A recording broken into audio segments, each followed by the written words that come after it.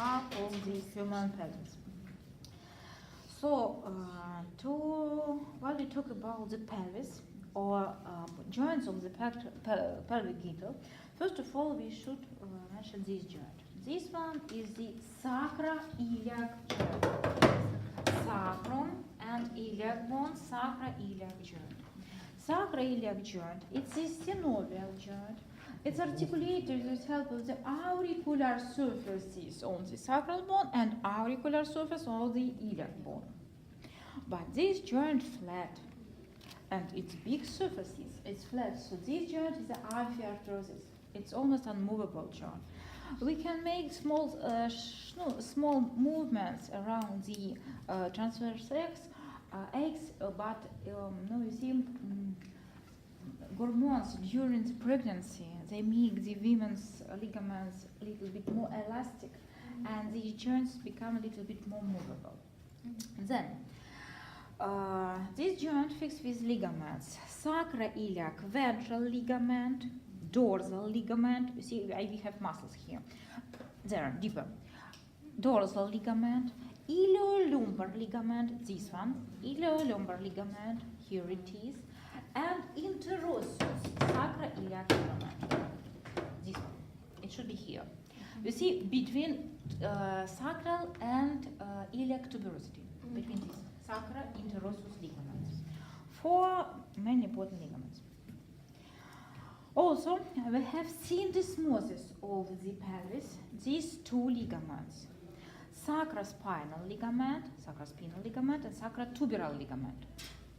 So you can see that with help of the sacrum and these two ligaments, greater sciatic notch and lesser sciatic notch, they become foramens, greater and lesser sciatic foramens. Then we also have syndesmosis here, this one, obturator membrane. This membrane covers the obturator foramen, and this notch, which we study here, it's this membrane and this notch, and now we have obturator canal. Then this one, pubic symphysis.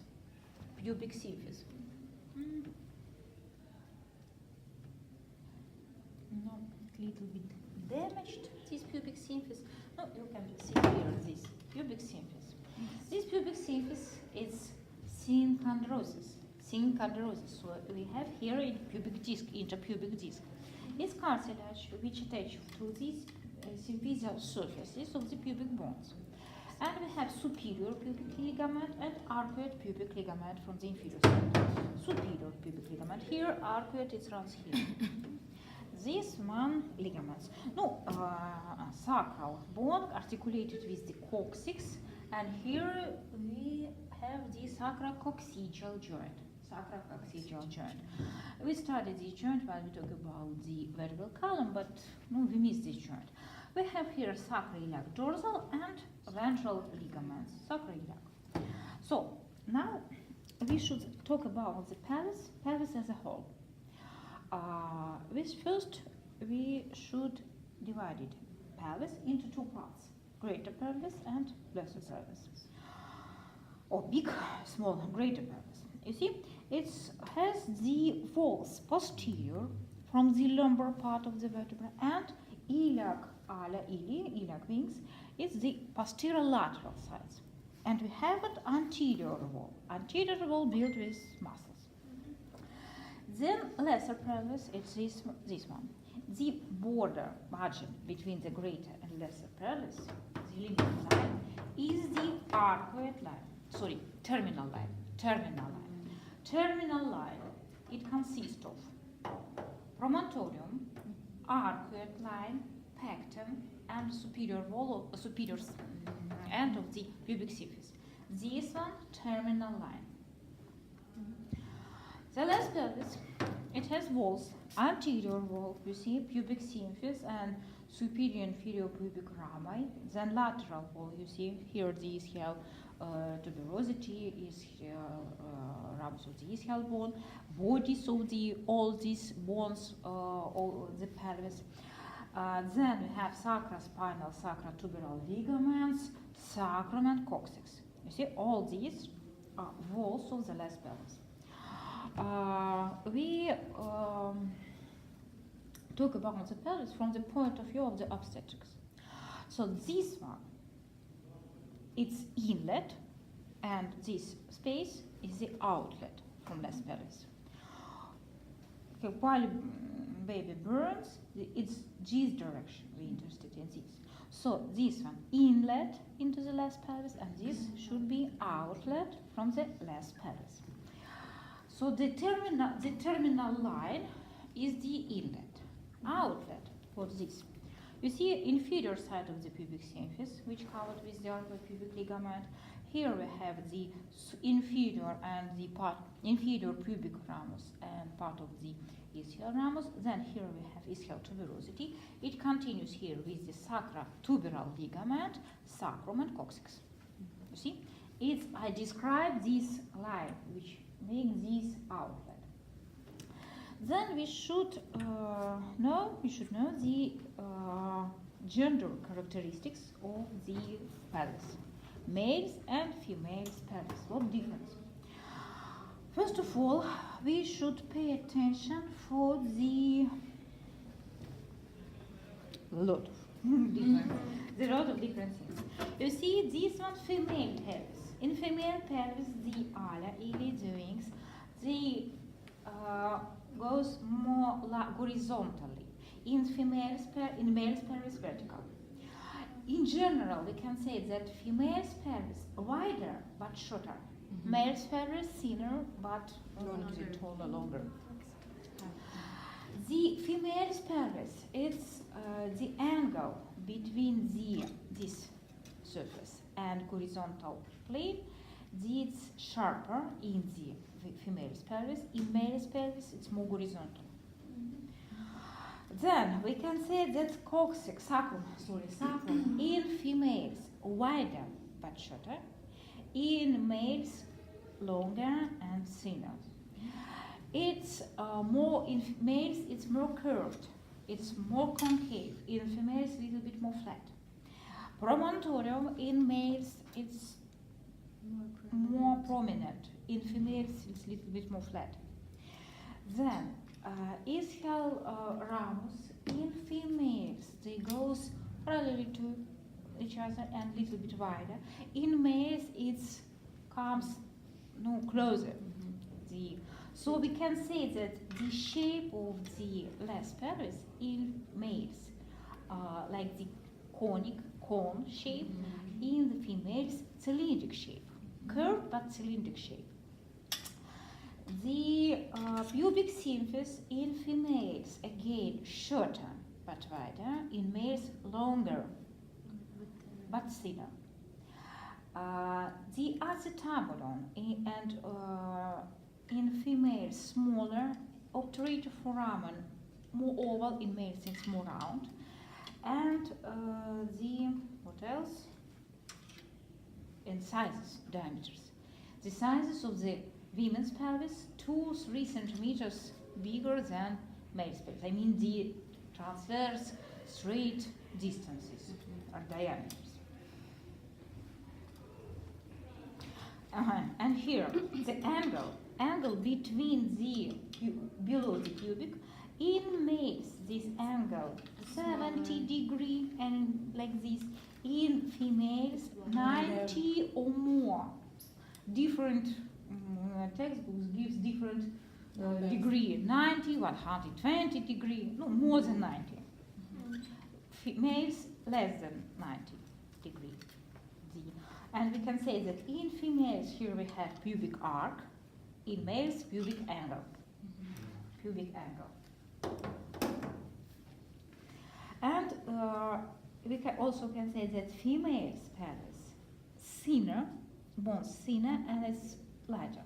Males bones thicker and more harder, more massive. No more massive, no thicker bones. So this one is male's pelvis, and you can see that shape of the inlet into the last pelvis. It's like the carved heart. No, you see, human heart is another shape.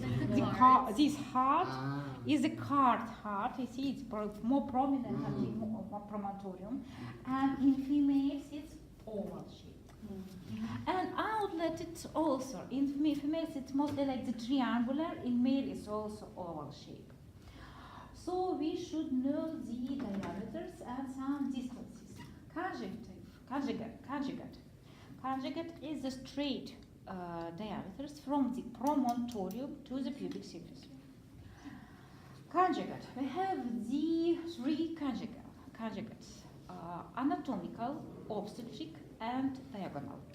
Diagonal from the promontorium to the lower part, near than 12.5, 13 centimeters, like this.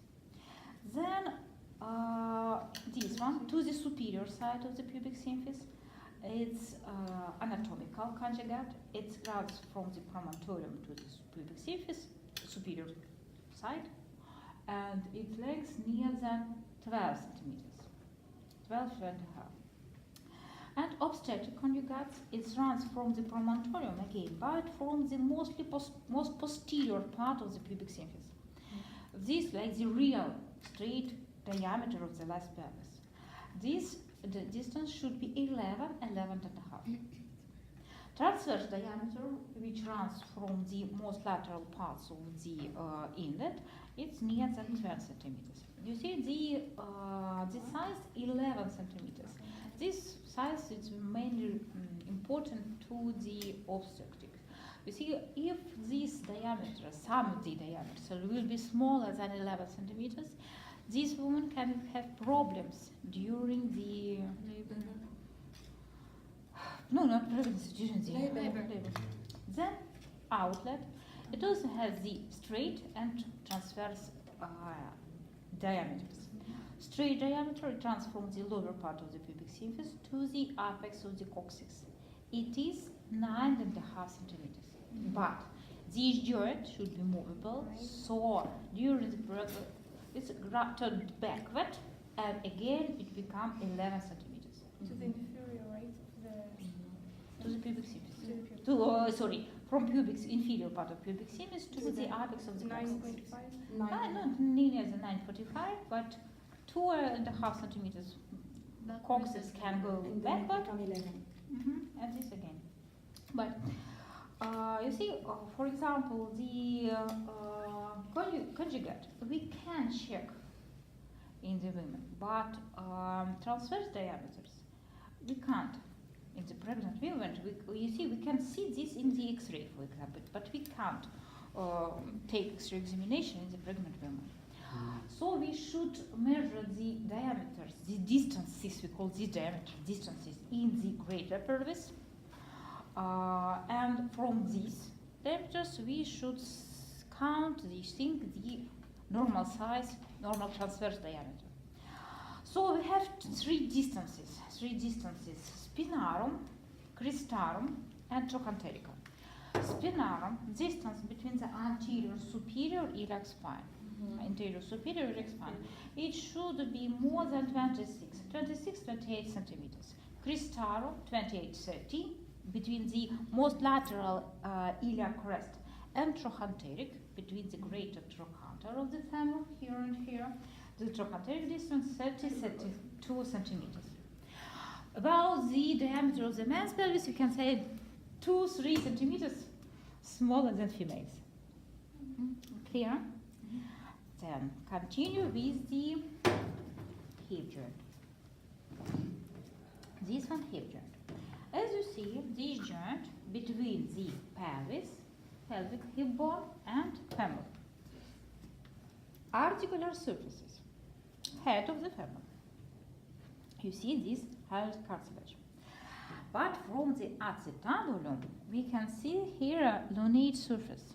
The lunate surface, it's enlarged, the deepness of the acetabulum increases by the labrum, acetabular labrum. It's again, you see, it's like the cartilage. Now you see, I see it here, but I can't open. It's very right? Okay, here you see the labrum, acetabular labrum. It's acetabular labrum. It's a little bit more, here I can see it, you see? It's continue the margins of the acetabulum. But as you remember, here we have notch, acetabular notch. And you see, the labrum runs above this acetabular notch. And it's make the articular surface. This we call ligament, transverse acetabular ligament. You see, it's specific ligament. This ligament, it's work like the articular surface. It's used like the articular surface. Transverse acetabular ligament. In the acetabular fossa, you see something yellow there? Yeah. It's adipose tissue under the synovial membrane, and it's absorbed fractions.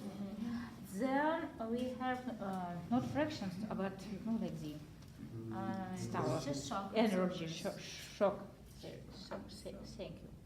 So this one, a ligament, or also intra-articular ligament, a ligament of the head of the femoral head of the femoris. So it goes into the femoral fossa? To the femoral fossa, yes, this one, intra-articular inside the joint. You see, it's also used to this to absorb the stress. Absorbs the shock, yes. Then, and it contains vessels which supply head of the femur. You see, if someone will broke the neck of the femur, and at the same time will broke the ligament, so the head will stay without blood supply, and we should make operation and change this head into the artificial. Clear? Then joint capsule. You see here on the, it's surrounding the acetabular cavity on its sides, but here you see it includes the neck of the humerus into the articular cavity. So capsule attached here on the posterior side of the joint. On the posterior side, you see correct anatomical position. This is posterior side. In the posterior side, it's attached to the center, the middle of the neck. From the anterior side, it includes the neck. So intertrochanteric line, or even to this line. Then, as you see, this one simple ball and socket joint and multi-action, and it has also movements: flexion, extension, abduction, adduction, supination, circumduction, supination, pronation, circumduction, but and ligaments which fix this joint. As you saw, we have two intra-articular ligaments. One is fixed, but other work like the articular surface, and extra capsular ligaments. We have this. You see this one muscle, but its muscles, it covered the ligaments, and we can't see these ligaments very good. Okay, this one body of the iliac bone. From this side, from this part of the hip bone, started iliofemoral ligament. It goes oblique to the intertrochanteric line. Iliofemoral ligament. Then here, this one, pubic bone, and this one, it goes the pubofemoral ligament. Pubofemoral ligament, it goes to the direction of the lesser trochanter, pubofemoral ligament. And this one, body of this hip bone, is your femoral ligament runs to the greater trochanter, into this direction. You see, they goes not straight, but like the oblique directions. All these three ligaments: iliofemoral, pubofemoral, and ischiofemoral. And finally, we have here orbicular zone, zona orbicularis. It started from the anterior superior iliac spine, and like the loop surrounded the neck of the femur, and like the fix it to the anterior superior iliac spine. And this one is a capsular ligament. Capsular. Come back to the same place, like maybe. Yes, like the loop fixed to the superior anterior iliac spine. Anterior inferior spine, but it's capsular ligament. It's inside. It's deeper. it's it makes capsule thicker in this So surrounded. intracapsular or inter? Capsular, inside capsular ligament. Okay, this one the hip joint. Then this one, the biggest joint of our body, is the knee joint. Knee joint or articulatio genum. Knee joint or articulatio genum. You will study genicular arteries. Genicular goes from its Latin name, genum. Genum, knee joint, 3 bones. This one, femur. This one, tibia. Tibia. And this one, patella. Patella. See? All this, fibula. You see, fibula isn't it isn't participate in this joint. So articular surfaces. You see this one, condyle, lateral, condyle, medial. This one, patellar surface, articular patellar surface of the femur. Here, posterior articular surface of the patella, and there we have 2 superior articular surfaces of the lateral and medial condyles of the tibia. You see that this one convex and that surface is concave but almost flat. To increase congruence between these surfaces, we have here the meniscus. You see, this one medial meniscus, and here is the lateral meniscus.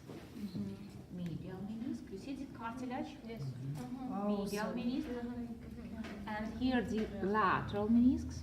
You see, lateral, it's look like it's more round like this. It's deeper, goes into the joint. And medial, you see, it's thinner. Yeah. The lateral and medial meniscus. It's if you cut meniscus, you will see triangular shape. Inside joint, it's thinner and disappear in the center, but peripheral part is thicker. The meniscus. So due to meniscus, we can call this joint complex joint. Then these meniscus are fixed to the intercondyle eminence, to the medial and lateral intercondyle tubercles. And we have transverse genal ligament, which runs here. I can show it. I will show only place where it should be. It ligament between meniscus. Transverse genal ligament number 3, I think. 4. 4, 3. No, this one. Yes. You see, in the anterior side between lateral and medial meniscus. Meniscus lateralis, meniscus medialis. Between them, transverse genal ligament, fixed meniscus. You see, we can't say that this ligament fixes bones, not it fixes, but it fixes meniscus, intra-articular ligament. Then, if we will look inside joint, we will see this ligament. It's anterior cruciate ligament, and there, deeper, posterior cruciate ligament. It's easier to see from this backside, but we can't. Look at this picture. You see anterior cruciate ligament number 14, left, this one, yes. And posterior number 2, and this one, posterior cruciate ligament. You see, this ligament runs anterior, you see, from the anterior intercondyle area, to the inner side of the lateral condyle. Posterior, from the posterior intercondyle area to the inner side of the middle condyle. I mean, I talk inner, no, intercondyle fossa. You see, corresponding to this fossa, inner side of the condyle. Also, these ligaments, cruciate ligaments, they goes together with the meniscofemoral ligament from the medial meniscus to the anterior cruciate ligament, from the posterior meniscus to the posterior cruciate ligament. You can see these meniscofemoral ligaments here. I will show that. I think that they're without the number. Meniscofemoral ligament posterior and meniscofemoral ligament No, here should be anterior. Continue. It's also fixation for the knees. Lateral and the knees. This one, intra-articular ligament. Okay, then capsule. You can see that here on the borders, on the tibia, also on the borders articular surfaces, but include the intercondyle eminence and areas inside the cavity. Here you see on the borders, but it includes intercondyle fossa into the cavity. See, it attached to the intercondyle line. Intercondyle line. Then we can say that this joint is the, you see, it should be like the ellipsoid joint, but this central fixation is the cruciate ligament, this enlargement. So it's mostly look the hinge joint, but no biaxial a little bit. Flexion, extension. In this situation where we flex our knee joint, it can be this supination and pronation. You see, lateral sliding.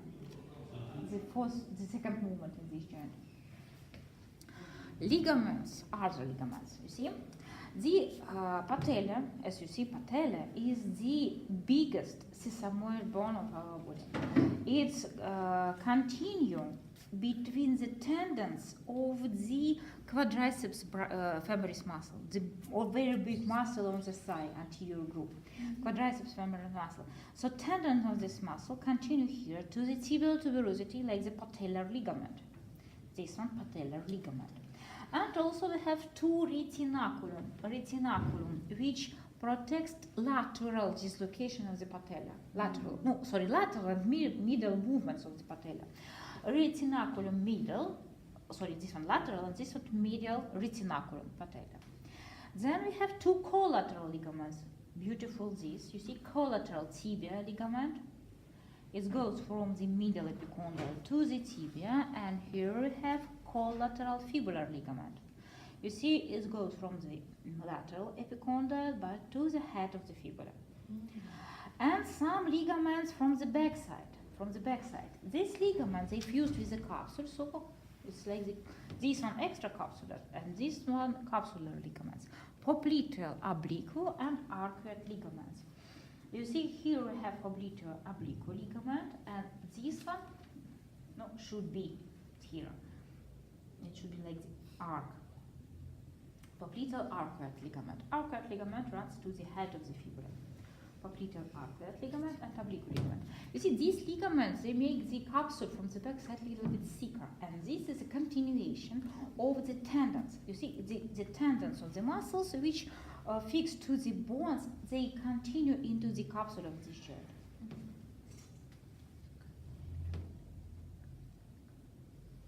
Then, here we have some accessory structures, like this one, plica alare, alar folds, this fatty adipose tissue between fibrous capsule and synovial membrane. This fatty tissue, it's not like the free space between bones, and it makes these joints softer and protect and again decrease the stress. These fatty pads, alar folds. Then we have synovial bursae. Synovial bursae. First of all, the synovial membrane of these joints continues here upward. You can see it here. And then here they cut it, but you see the continuation of the synovial membrane. You see? Synovial membrane, here, and they cut here part of the synovial membrane. Synovial bursa. This bursa we call suprapatellar bursa. Suprapatellar bursa, it has the straight relationship with the cavity of the joint. Suprapatellar bursa. Then we have the bursa, which we call infrapatellar bursa. Here it is, infrapatellar bursa. You see this bursa between the tendon of the quadriceps femoris muscle and tibia. And this bursa, its cavity separate from the cavity of the knee joint. Also we have here prepatellar bursa. Infrapatellar here are also between skin and bone. Prepatellar bursa, between tendon, between fascia and bone, between skin and bone. Some prepatellar bursa. And some popliteal bursa here. One of these bursa you can see here, you see? It's like this, it's very smooth, it's like shining here. This one, synovial bursa, and here bursa, you see? These bursa are located between the tendon and joint, between tendon and articular capsule. Decrease friction between these muscles while movement. Clear what is synovial bursa? Good spacement, we can see almost all, which you'll be interested in here. Synovial bursa. These bursa are also separate from the knee joint, and inflammation, bursitis, inflammation of the bursa, here will be separated. Inflammation of the suprapatellar bursa, which continue, for example, damage is different or something like this, will continue, will spread to the knee joint. Clear? Okay. Next. Next joint is this one, tibiafibular joint. You see, we have two bones in the leg, tibia and fibula. Tibia medial, fibula lateral. First of all, we can mention that this one, interosseous membrane, you see, interosseous membrane is the syndesmosis. Then we have proximal joint and distal tibiafibular joint. Proximal joint we also call the joint of the head of the fibula. You see the articular facet of the fibular head articulated with the fibular facet of the lateral condyle of the tibia. Flat joint, almost unmovable, and two ligaments, anterior and posterior ligaments of the head. Clear? And amphiarthrosis. But here, lower part, you see we have also tibiafibular joint, but this joint is the continuous joint. It isn't synovial, it's continuous joint. This one syndesmosis, tibiafibular syndesmosis. Here this membrane, it is syndesmosis, but this one tibiafibular joint is also syndesmosis. So connective tissue, short fibers of the connective tissue attach the fibula to the fibular notch of the tibia. So here we have this joint, ankle joint, or talocrural joint. Talocrural joint. You see this one hinge joint. Talus, trochlear tali from one side and the lateral surface of the talus, and from the superior side here we have the inferior articular surface of the tibia and malleolar articular surface of the middle and lateral malleolus. You see this one typical hinge joint and hinge, yes. It's should be uniaxial, but we can little also in the one movement we can see this one extension, this one flexion, or you can see you can meet also with the dorsal extension and plantar flexion, or you can meet with the dorsal flexion and plantar flexion like this. But more often we call this movement upward. You see, like the toes extension and foot extension, like this. There, flexion and toes also flexed there, plantar flexion. But while we extend, we can little bit move in this direction. Also to the side. This can go to the side, not only. What do you mean? Like it could go to the side. So what I talk about this. Oh, okay. But we first should extend, then we can move it. But we can move in these directions. So capsule to the neck of the talus, and other sides, on the surfaces, on the bodies of the articular surfaces. So this, by the way, these tibiafibular ligaments, you see, for this syndesmosis, tibiafibular ligaments take the continuation, posterior and anterior. Then this joint, it has ligaments from both sides. Here it's deltoid ligament. We have a lot of fibers which comes from the talus bone, calcaneus bone, and even here from the navicular bone, but we can say that this one deltoid ligament. But from the lateral side we have the ligaments which we call this one talofibular posterior ligament, this one talofibular anterior ligament, and here the calcaneofibular ligament. Calcaneofibular ligament. 3 ligaments to the lateral side. Next, joints of the foot. You see, also compound joint. Bones of the foot. First of all, we should show the joint. Subtalar joint. Could you give me foot bones?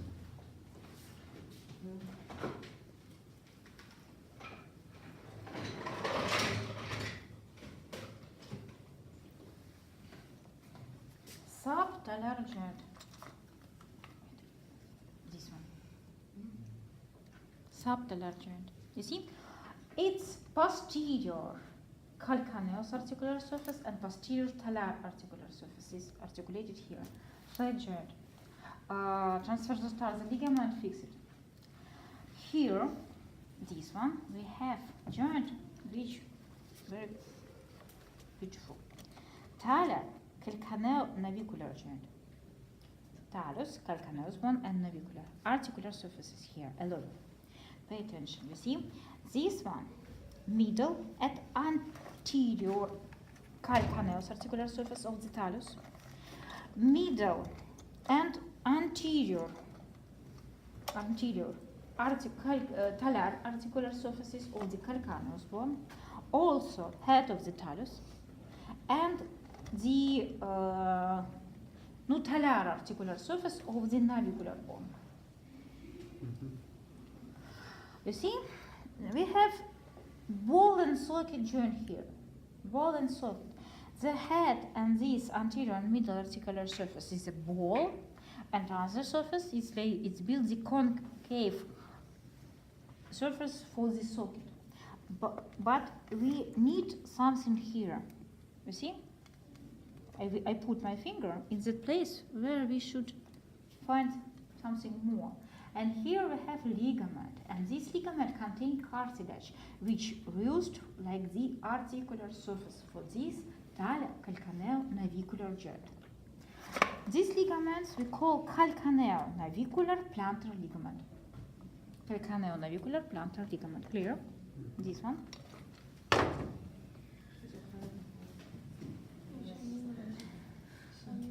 And this ligament is this calcaneo-navicular.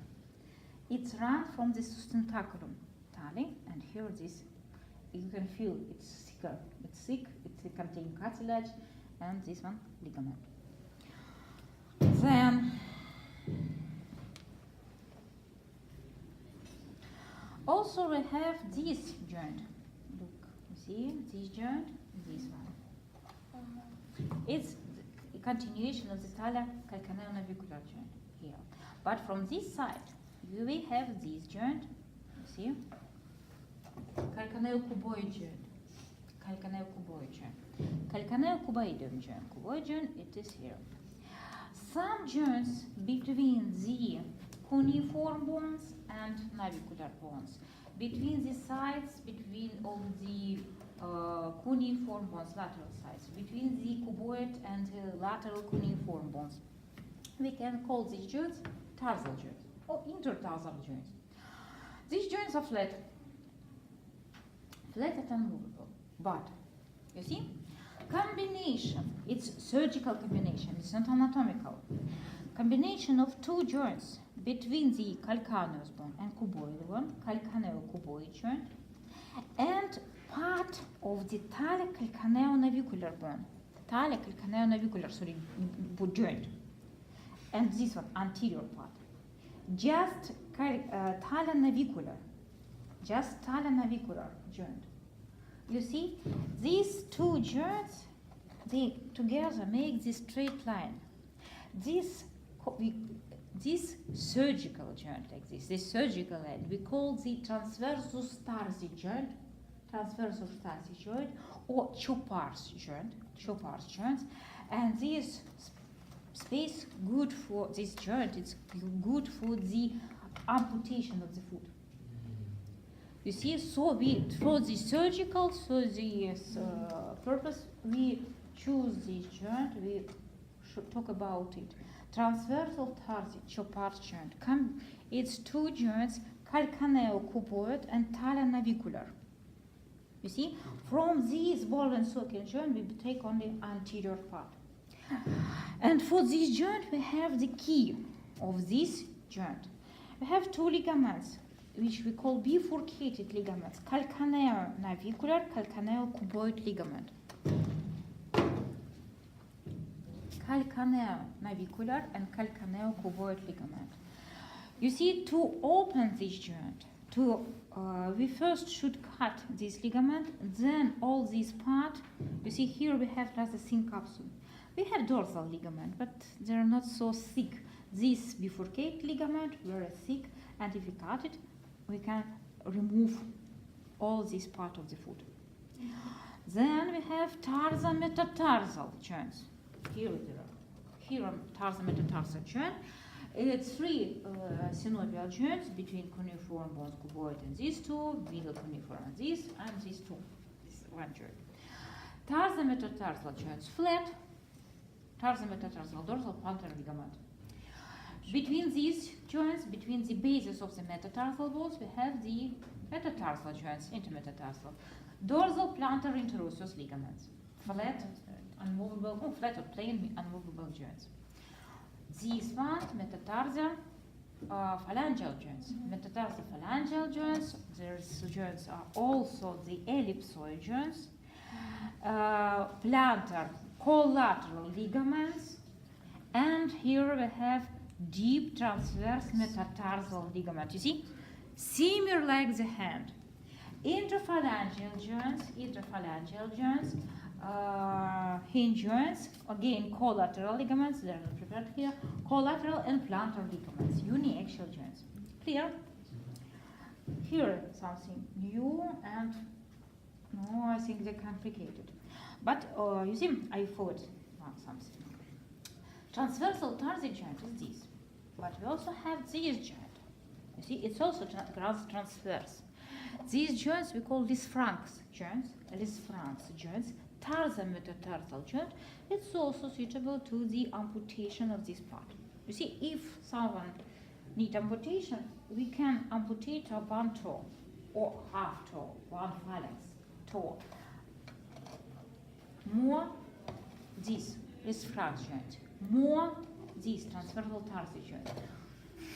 No, and then continue to the leg. It depends on the situation. Clear? Four. I think that I finish with this basement. Complicated topic. No more complicated than the previous one. What? A lot of information. No, this. A lot.